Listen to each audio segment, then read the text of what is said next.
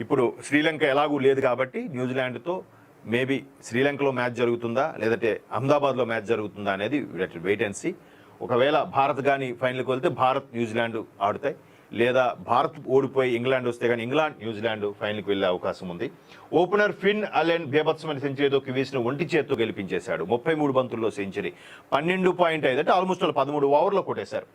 2020 ప్రపంచ కప్ చరిత్రలో fastest century, 33 బంతుల్లో సెంచరీ. చూడండి అసలు ఎలాగా, ఒకప్పుడు 50 ఓవర్లకి 200 స్కోర్ దాటి 300 వరకు వెళ్తే గొప్పగా అనుకునేది ఇప్పుడు 20 ఓవర్లోనే 200 స్కోర్ అవలేలుగా దాటేస్తుంది. ఓవరాల్ 2020 క్రికెట్ చరిత్రలో ఓ ఫుల్ మెంబర్ జట్టుపై ఇదే ఫాస్టెస్ట్ సెంచరీ. ఓవరాల్గా 2020లో T20లో ఇది 3వ జాయింట్ ఫాస్టెస్ట్ సెంచరీ.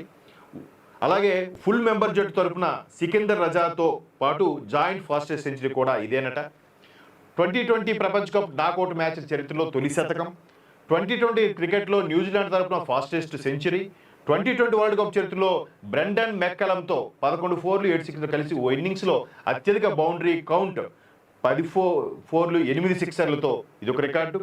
అలాగే మొత్తం అన్ని రికార్డులని ఈ కివీస్ బ్యాట్స్మెన్ చెదగొట్టేశాడు. నిజంగా ఈయన ఈ భయంకరమైన సెంచరీ వల్ల కివీస్ భారీ రన్ రేటుతో అత్యధిక వికెట్లు చేతులు ఉంటుండగా మొత్తానికి సౌత్ ఆఫ్రికాని చిత్తు చేసిందని చెప్పాలి. సౌత్ ఆఫ్రికా మాత్రం అవుట్ అవ్వకపోయింటే ఖచ్చితంగా 200 పైన నిర్దేశించి ఉండేదేమో, అప్పుడు చేజింగ్లో తడబాడేవారము. మొత్తానికి ఇవాళ ఐపీఎల్ మ్యాచ్లో మన ఏటీ బల్స్ ద్వారా ఇండియాకి ఆల్ ది బెస్ట్ చెప్దాం. చూద్దాం మరి ఈ రాత్రికి ఎవరు గెలుస్తారో, ఫైనల్కి ఎవరు వెళ్తారో.